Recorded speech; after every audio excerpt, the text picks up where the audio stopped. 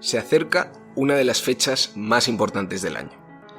Una fecha de la que llevamos hablando desde enero de este año, incluso aludíamos a ella el año pasado.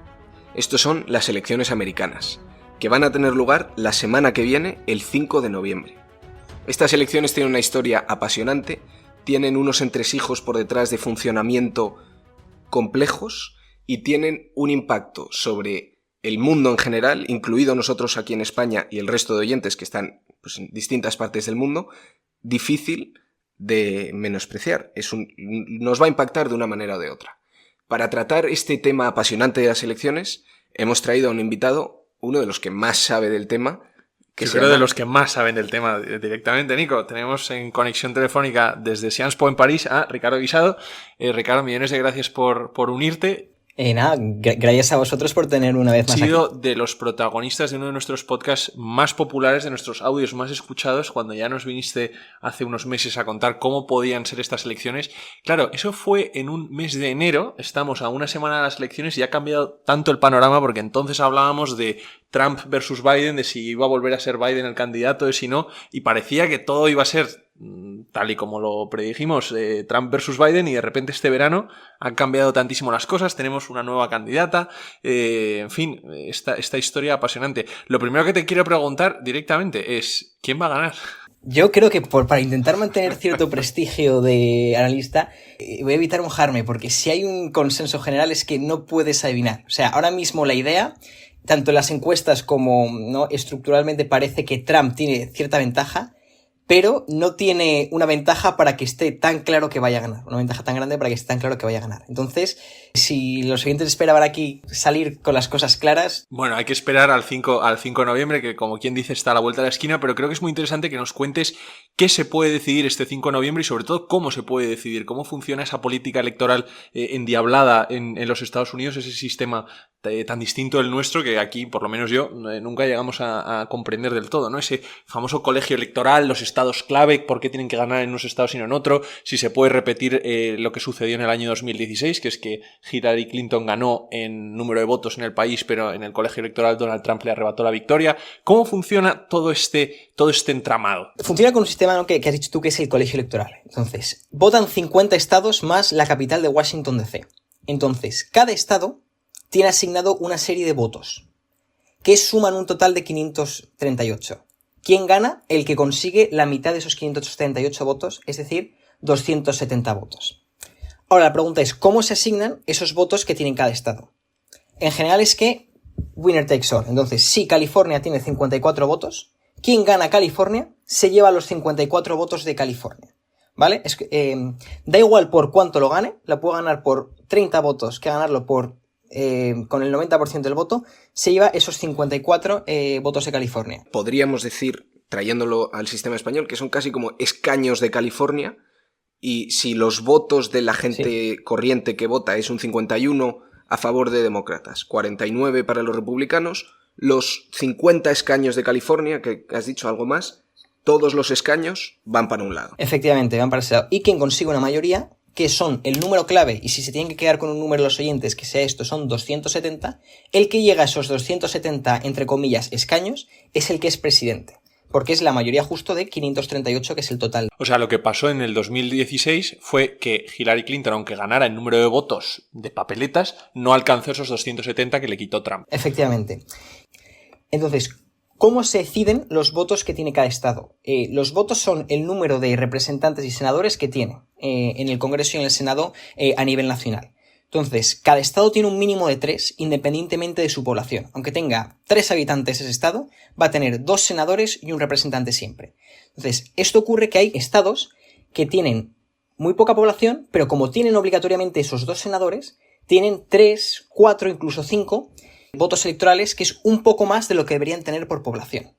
Entonces, estos dos factores, el hecho de que aunque ganes por un voto el estado te llevas todos los puntos, y el hecho de que los estados rurales más pequeños con poca población tengan un par de votos más de lo que deberían tener, da un sesgo conservador al colegio electoral, entonces favorece que el ganador del voto popular en las elecciones pueda no ganar a nivel nacional. O sea, podríamos decir que hay una victoria de los pequeños sobre los mayores, porque los pequeños están sobre representados, podríamos así decirlo, y los grandes no tienen el peso proporcional que tendrían. Pues sí, entonces, ¿cuáles son los estados clave?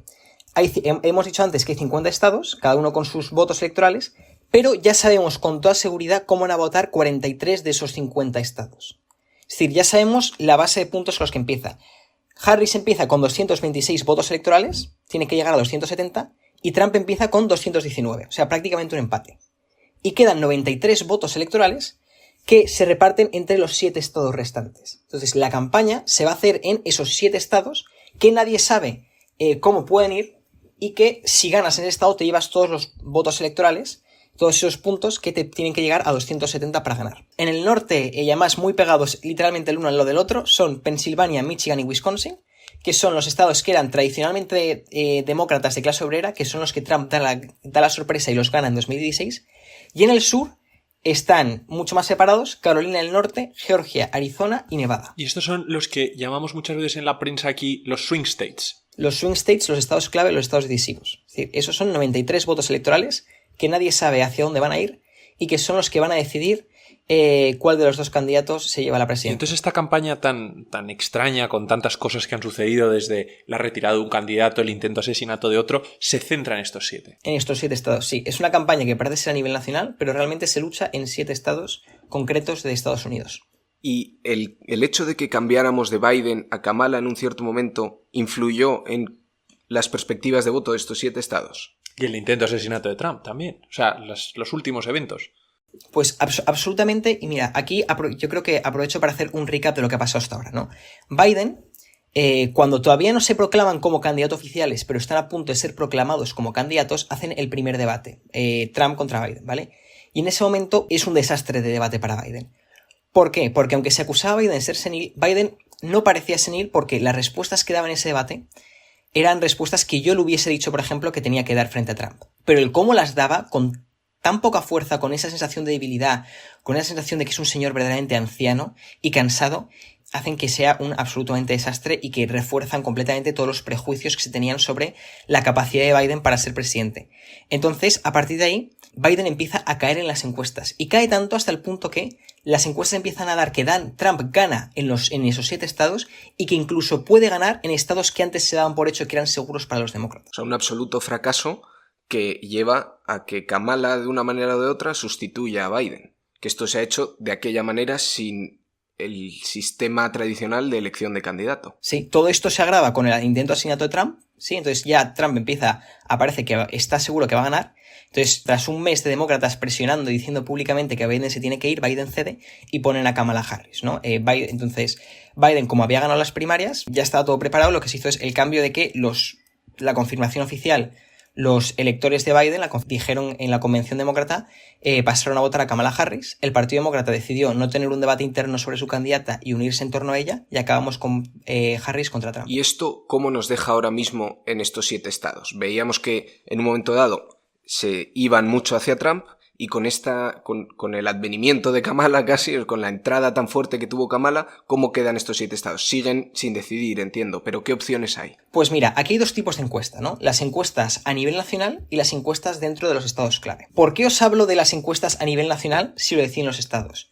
Pues porque hay un analista de encuestas que se llama Nate Silver, que él ha creado lo que podemos llamar la regla del 2%, que es, por ese sesgo conservador que tiene el colegio electoral, aunque Harris gane el voto popular, lo tiene que ganar por un mínimo de un 2% del voto para tener posibilidades de victoria. Si lo gana por poco, o sea, por menos de 2%, Trump tiene más asegurada la victoria. Entonces, según esta regla, que es estadística, si Harris, la ventaja que le saca a Trump, porque en general las encuestas asumen que el voto popular lo va a ganar Harris, si la ventaja que saca Trump es de entre un 1 y un 2% de voto, sus posibilidades de victoria son un 23% frente a un 73% de Trump.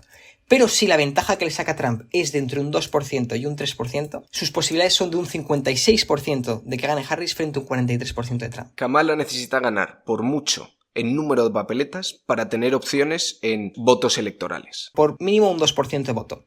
Y claro, ¿cómo está ahora? Pues la media de encuestas, que en cada página web varía, pero porque algunos que cogen algunas encuestas, otros no otra, pero la media de encuestas es que Harris está ganando el voto popular por entre un 1,2% y un 1,5%. Es decir, se queda a poco de ese 2% que necesita para tener un 56% de posibilidades, que tampoco es tanto. O sea, que también, que tampoco te lo asegura, pero para tener, sí, unas posibilidades importantes. O sea, la semana que viene vamos a tener una noche electoral o madrugada electoral en España apasionante. Apasionante. Y entonces, claro, después del nivel de cómo están las cosas a nivel nacional, ¿cómo está a nivel regional? Pues es que las cosas se ponen aún más emocionantes, Nico, porque el consenso es que Trump va bien, incluso tiene ventaja en los 4 estados del sur. Es decir, Carolina del Norte, Georgia, Arizona, y las encuestas dicen que hay ahí en Nevada. Pero en esos 4 estados, claro. Si Trump gana en esos 4 estados, tiene 268 votos electorales. Y recuerda, audiencia, que para ganar son 270. Y Harris va mejor en los 3 estados del norte que he dicho antes. Pensilvania, Michigan y Wisconsin. No tan bien como las encuestas dicen que Trump está haciéndolo en el sur, pero las encuestas les son más favorables que en los estados del norte. Si Kamala Harris gana esos 3 estados del norte, solo esos 3 estados del norte, Pensilvania, Michigan y Wisconsin, se plantean 270 votos electorales, justo los mínimos innecesarios. O sea, es de infarto esto. Sí. Aquí voy a dar una pequeña clave para la audiencia, porque a lo mejor os levantáis la madrugada del 6 teniendo que con prisa ir al trabajo, pero queréis comprobar cómo van las cosas. Entonces, los demócratas tienen, siendo 7 estados, tienen 20 combinaciones posibles para llegar a esos 270 votos. Y los republicanos tienen otras 21 combinaciones posibles para llegar a esos 170 votos. ¿Cuáles, en mi opinión, las combinaciones más fáciles? Para Harris es la que he dicho antes, ganar los 3 estados del norte, Pensilvania, Michigan y Wisconsin. Si gana esos 3, gana. Sí. Trump, la más fácil que tiene es ganar en Carolina del Norte, que es el más fácil que tiene de todos los estados, que ya lo ganó en 2020. Ganar en Georgia, que fue por el que menos ganó Biden en 2020. Y ganar en Pensilvania. Aquí se dará cuenta, audiencia, que en los 2 casos he dicho que la combinación más fácil es Pensilvania. ¿Por qué? Hay un consenso electoral en que Pensilvania es muy probable que sea el estado más importante. ¿Cuántos votos da Pensilvania? Teníamos 90 y tantos para repartir entre estos 7 estados, y Pensilvania, ¿cuántos representa? Pensilvania da 19 de esos 93 votos. Es decir, casi un poco más de una quinta parte. Entonces, de las 20 combinaciones de los 7 estados que tienen los demócratas posibles para ganar, 10 de ellas no tienen a Pensilvania. Entonces, los demócratas podrían salvar los muebles si no ganan Pensilvania. Pero de las 21 combinaciones que tiene Trump para ganar, de esos 7 estados, solo 6 no tienen a Pensilvania. Es decir, Pensilvania es un estado clave y sobre todo es un estado clave para Trump. Si Trump no gana Pensilvania, puede ganar aún así, pero se le complica más las posibilidades de victoria. Entonces, si usted, oyente, se levanta por la mañana con prisas para ir al trabajo y no le da tiempo a comprobar cómo están las cosas, mire cómo está Pensilvania. Mire Pensilvania. O sea, me parece impresionante que, claro, el sistema electoral de uno de los países más poblados del mundo, de los más importantes, se decide en 7 estados. Es que es impresionante. En 7 estados y casi resumidos en uno de ellos, que es Pensilvania. ¿Y cómo han afrontado esto Kamala Harris y Donald Trump en su campaña, en su elección de vicepresidentes? ¿Cómo han hecho para centrarse solo en estos 7 estados y solo en Pensilvania, o especialmente en Pensilvania? Pues las estrategias han sido diferentes. Kamala Harris le está costando remontar también. Yo ahora hablo de Pensilvania. Le está costando remontar, ¿por qué? Porque le está costando separarse de los fracasos de la administración Biden. La última encuesta del New York Times decía que un 61% de la población cree que el país va por mal camino, lo cual no es buena señal sobre cómo opina el país que está gestionando Biden. Y 2 dicen que son los problemas que más preocupan, que son la economía, por la inflación. Es decir, da igual que los datos del paro bajen, que si yo sé que la leche antes me costaba $2 y ahora me cuesta $5, no estoy notando los efectos positivos de la economía y están culpando a Biden por ello. Y la inmigración. Y esto de la inmigración afecta especialmente a Kamala Harris. ¿Por qué? Porque la gente cree que hay una crisis migratoria y al principio de la administración Biden dijo que Harris era su zar de fronteras, es decir, que le iba a encargar a ella gestionar la inmigración. Aunque luego le quitó de ese puesto, la imagen de Kamala Harris era la responsable de la inmigración y Kamala Harris ha formado parte de una administración en la que se ha disparado la inflación, le está afectando mucho. O sea, un argumento fácil que se puede usar contra Harris es: estás proponiendo todas estas nuevas soluciones, pero llevas 4 años de vicepresidente. Efectivamente. Entonces, es lo que está diciendo Trump. ¿Cómo vas a fiarte de las propuestas económicas de esta mujer si esta mujer lleva 4 años de vicepresidente en un mandato en el que la economía ha ido mal? Harris no termina de calmar las dudas que se tienen de ella. Harris es visto como alguien muy de izquierdas. Recordemos que fue senadora por California, que es uno de los estados más de izquierdas del país, y que cuando era senadora se la llegó a decir como la senadora más de izquierdas del país. Entonces, en un país que las encuestas muestran que la población se sitúa en un centro-derecha, a Kamala Harris se le ve como aún más de izquierdas que Biden. Cosa que, claro, ya te aleja de tu electorado potencial y electorado que tiene dudas. Pero esto se refuerza por su elección a candidato a vicepresidente. Y esto es muy importante. O sea, aquí va a entrar Pensilvania y entra todo. ¿Quiénes son los vicepresidentes que proponen cada uno? Recordemos que cuando votas a presidente en Estados Unidos no solo votas a presidente y a vicepresidente, que forman un ticket electoral. Entonces, cuando tú eres candidato a presidente, lo que intentas es escoger un candidato a vicepresidente que intente complementarte e intenta traerte votos. Cuando Harris es proclamada candidata, se le ofrece la posibilidad de nombrar como candidato a vicepresidente al gobernador de, redoble de tambores, el estado de Pensilvania. Hubiera ayudado, en teoría. Que claro, había ayudado porque más tenía 63% de índice de aprobación, 6 de cada 10 personas en su estado les gustaba como gobernador, incluso muchos votantes de Trump. ¿Por qué no nombra a este hombre? Y además era visto como un tío bastante de centro. ¿Por qué no nombra a este hombre? Porque no había feeling entre los dos. Había rumores de que este hombre también quería ser presidente y había cierta tensión. Y que había miedo por parte del ala progresista, que ya está enfadada con la administración Biden por su gestión de la crisis de Oriente Medio. Había miedo que, siendo además el gobernador judío, se aislase a este ala más progresista. Entonces, Kamala Harris no nombra como candidato a vicepresidente a este gobernador que parecía que podía ayudarle a ganar en el estado más importante de todos, y nombra al gobernador de Minnesota.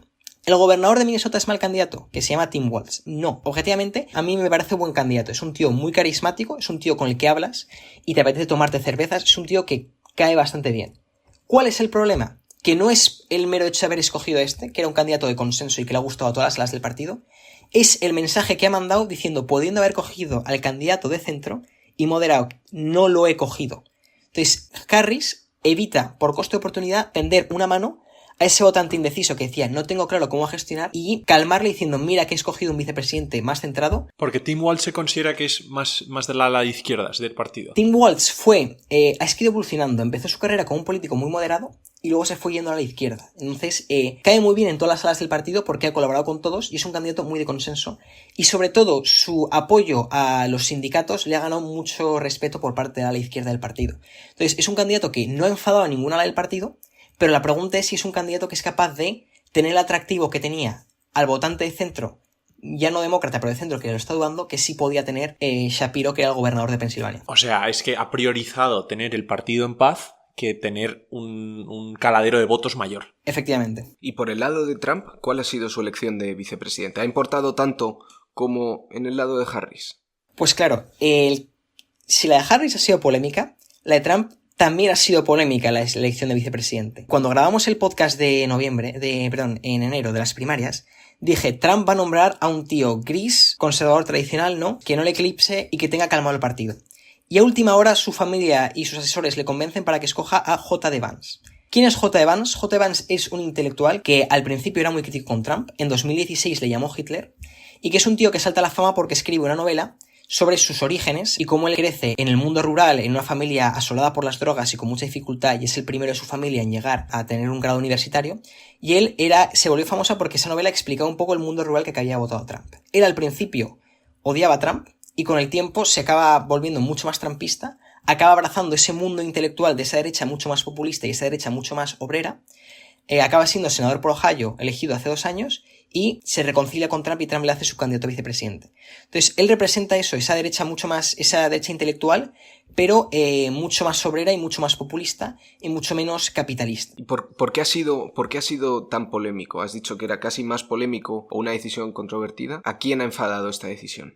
Pues porque esta decisión la toma a Trump cuando todavía Biden no se ha retirado. Es decir, cuando acaba de sufrir el intento de asesinato y parece que va a arrasar. Entonces, se puede permitir no nombrar a un candidato que tenga que apelar al centro. Entonces, de las primeras declaraciones que hace J.D. Vance y que vuelven súper polémicas es criticar a las mujeres que no tienen hijos. criticar a lo que él llama las childless cat ladies, las mujeres con gatos y sin hijos, que él dice que escogen tener gatos, ¿no? Y en vez de tener hijos, en vez de aumentar la natalidad y el concepto de familia. Entonces, entre esas declaraciones polémicas que he soltado, ¿no? De criticar, pues eso, a las mujeres sin hijos, y que tampoco es un tío especialmente carismático, Vance es de los 4 candidatos, Walz, Harris, Trump y Vance, de esos 4 candidatos es el más impopular de todos. Pero, dicho esto, tampoco parece que esté afectando tanto la elección de un vicepresidente tan polémico a Trump. Entonces, ambas campañas han escogido ya a sus equipos. ¿Cómo han hecho llegar este mensaje al electorado general y cómo están haciéndolo en esta última semana ya de campaña que nos queda? Claro, el mensaje de Trump, y por eso Trump yo creo que está dándole la vuelta a la tortilla estas últimas semanas, es que su mensaje, a pesar de que el candidato sea muy polémico y sea errático, el mensaje que está lanzando es un mensaje bueno, que es: cuando yo gobernaba no había inflación, con Biden sí la está viendo; cuando yo gobernaba no había inmigración, con Biden sí la está viendo; cuando yo gobernaba había paz en el mundo, con Biden no lo hay. Y esto es una cosa, son unas afirmaciones bastante discutibles, que si estudias la presidencia de Trump podrías discutirlas, pero la percepción ciudadana es esa. Y es muy simple el mensaje. Sí, es muy simple, electoralmente es muy bueno. Y la percepción, y las encuestas confirman que es el mensaje correcto, porque la encuesta del New York Times decía que un 52% de la población cree que Trump gestionaría bien la economía, mejor la economía, y que un 54% que Trump gestionaría mejor la inmigración. Entonces, Trump, el mensaje que lanzó en su campaña de reelección de 2020 es muy parecido al que está lanzando ahora. Yo podré ser lo que tú quieras, podrás criticarme, podré no caerte mal, pero yo estoy gestionando bien.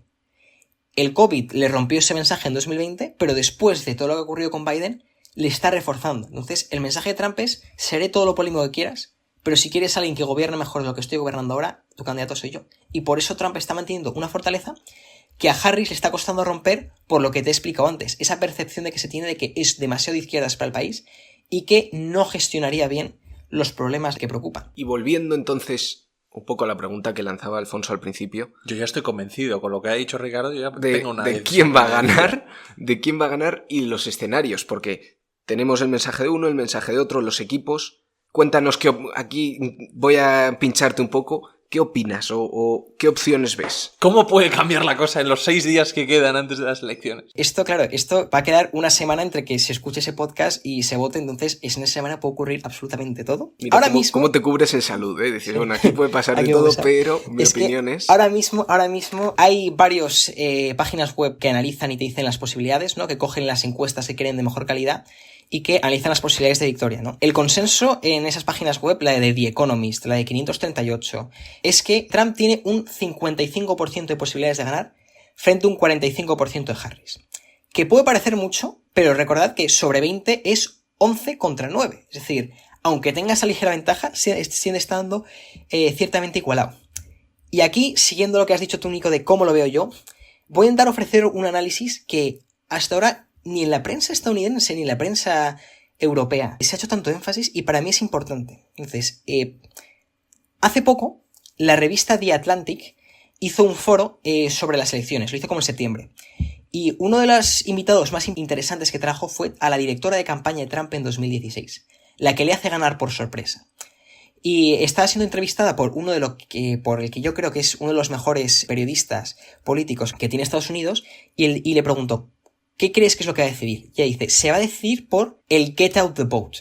Get out the vote significa moviliza tu voto. ¿Y qué se refiere a esto? Se refiere a la infraestructura de campaña y la capacidad que tienen las campañas de asegurarse que sus votantes van a votar, se registran, porque en Estados Unidos te tienes que registrar para votar, se registran, entregan sus papeletas, no se quedan en casa, y la capacidad también de llegar a esos votantes indecisos y de hacer llegar a tus votantes indecisos. O sea, básicamente una movilización masiva. Completamente. Entonces, esa movilización, que supone, pues, incluso mandar voluntarios a ir por los barrios preguntando de gente que crees que te puede votar, a preguntarle a la señora mayor: ¿usted se ha registrado para votar? Y te diga: no, es que no me sé meter en la página web, y el joven voluntario le enseña y le ayuda a registrarse, ¿no? Todo ese tipo de cosas es ir sumando poco a poco votos que en una elección igualada pueden diferenciarlo. ¿Y por qué te traigo esto? Dices: Richie, ¿por qué me cuentas esto? Pues porque, volviendo a esa entrevista a la directora de campaña de Trump, el periodista que dije que era muy bueno le interrumpe y le dice: vale, pero es que las fuentes con las que he hablado del Partido Republicano, de la campaña de Trump, dicen que la infraestructura es un desastre, que no tienen gente que les ayude a conseguir movilizar esos votos o hacer llegar el mensaje a esa población a la que, pues esa población mayor, esa población a lo mejor que no está conectada a internet. O sea, no tienen ese voluntario que va paseándose en los barrios a ver si usted ha podido votar, tal. Sí, o que te lleva, por ejemplo, a los del último pueblo al colegio electoral. Entonces, ¿por qué dicen esto? Y esto es importante. Cuando Trump es nombrado candidato, Trump echa a la responsable del Partido Republicano de ese tipo de infraestructuras. ¿Y a quién pone? A su nuera. O sea, a la mujer de su hijo, que no tenía ningún tipo de experiencia en eso. ¿Y qué hace su nuera? Decide echar a todo el equipo de infraestructuras. Entonces no hay nada ahora. Alfonso, ¿esto te cambia la opinión sobre lo que decías? No, mi opinión era que iba a ganar Trump, pero claro, igual con esto cambia. Por eso. Entonces, les echa a todos y además les dice que a los que les puede parecer útil les dicen que vuelvan a aplicar, que pasen un proceso de selección con currículum y entrevistas y que vuelvan a aplicar para ver si deciden que vuelvan a entrar o no. Entonces, claro, esa gente, en vez de estar creando infraestructura, se ha pasado el tiempo haciendo otro proceso de selección, ¿no? Cosa que le ha dado ventaja a los demócratas y además que era un proceso de selección que, en otras cosas, les preguntaba si eran leales a Trump. O sea, le exigían incluso a gente que podía ser más escéptica que fuese total leal a Trump. Entonces, ¿qué hace la campaña de Trump teniendo este real? Encarga la estrategia a Elon Musk de movilización de votos, que experiencia en este tipo de cosas, lo que sí de experiencia tampoco tiene, y a un activista que se llama Charlie Kirk. Este tío Charlie Kirk fue el encargado de esa misma estrategia en el estado de Arizona. Vale, en ese estado perdieron la elección a senador, perdieron la elección a gobernador los republicanos, perdieron la elección a secretario de Estado de Arizona y perdieron la elección de procurador general de Arizona por 280 votos. Esta última. Una buena estrategia de movilización no te hace perder una elección importante por 280 votos. Entonces, la experiencia con esta gente gestionando la campaña de movilización ha sido medianamente mala, lo cual puede darse la posibilidad, ojo que tampoco es tan claro, de que Harris gane por organización, porque la organización de su campaña sea mejor. En el último momento, fíjate, o sea, porque consigues sacar a tu votante a la calle, que al final es lo importante. Pues es que, mira, yo te lo digo, según ibas dando tú los argumentos, ibas diciendo lo de Trump, el mensaje tan claro que está dando, y yo en mi cabeza iba diciendo, bueno, entonces definitivamente ganará Trump. Pero ahora has metido este nuevo factor, Richie, y estoy... Tendremos que ver, porque aquí otra pregunta que seguro sale, y con esto ya podemos cerrar, es ¿qué pasa entonces si un efecto contrarresta al otro y nos encontramos con un empate? ¿Hay uno de esos escenarios que comentabas que sea un empate? Los más matemáticos de nuestros oyentes, cuando dije al principio que son 538 votos y que tiene que ganar, tiene que conseguir 270, se habrán dado cuenta que existe una posibilidad de que sea 269 votos contra 269 votos, es decir, que haya un empate. ¿Qué ocurre en este escenario donde hay un empate? Pues bien, es un escenario endemoniado, pero la respuesta corta es que ganará Trump. ¿Y por qué? La Constitución americana dice que, en este caso, lo que ocurre es que el Congreso decide al presidente y el Senado escoge al vicepresidente. El Senado, con toda posibilidad, lo más probable es que lo ganen los republicanos, pero la Cámara de Representantes está igualada. Pero aunque esté igualada, también favorece a Trump. ¿Por qué? Porque el voto en la Cámara de Representantes no va a ser quien tiene más representantes, sino va a ser un voto por estado. Volvemos a lo mismo del colegio electoral, claro. Hay más estados por número, hay más estados conservadores. Aunque tengan menos gente. Entonces saldría Trump aquí. Entonces, Wyoming, Idaho, las Dakotas, Nebraska, todos estos son estados con muy pocos representantes, pero que son todos republicanos. Entonces, por el número de votos es mucho más probable que gane Trump por delegación. O sea, en caso de empate, ganaría Trump. Y las posibilidades que tiene Kamala están en su capacidad de movilizar en la última semana. Sí. Aquí añado un último factor, que es que he dicho antes lo de que hay un miedo a la posibilidad de gestión de Kamala. La revista Político hizo un podcast en el que invitaban a dos expertos en encuestas, un demócrata y uno republicano, y uno de ellos dijo una cosa muy interesante, que es que cabe la posibilidad del gobierno dividido. Es decir, que haya un votante que diga, no me gusta cómo vota Kamala, pero no quiero que gane a Trump. Entonces, a la elección a presidente, vote a Kamala, pero a la elección al Senado y a la elección a la Cámara de Representantes, vote republicano para asegurarse que Kamala no tiene mayorías en esas cámaras y no puede legislar. Es decir, que votarían a Kamala para que gane, pero no la votarían para que gobierne. Pues esto nos deja un escenario, Ricardo, que me sale de nuevo la misma frase que nos suele salir, pero habrá que esperar la semana que viene para ver qué pasa. Pero desde luego parece endemoniada. Hagan sus apuestas. Hagan sus apuestas porque esto casi es tirar una moneda. Totalmente que sí. Ricardo, millones de gracias por conectarte desde París, que sabemos que tienes una agenda muy apretada, pero te agradecemos que hayas podido dedicar estos minutos a explicarnos en la Torre del Faro también, como lo haces siempre, el sistema americano, que es complejo. Nada. Pues para mí ha sido un placer y un gusto a vosotros por invitarme. Pues nada, te esperaremos para otra ocasión en la que haya que discutir estos asuntos de los Estados Unidos y entre tanto a ti, Nico, te veo la semana que viene. Con un tema nuevo.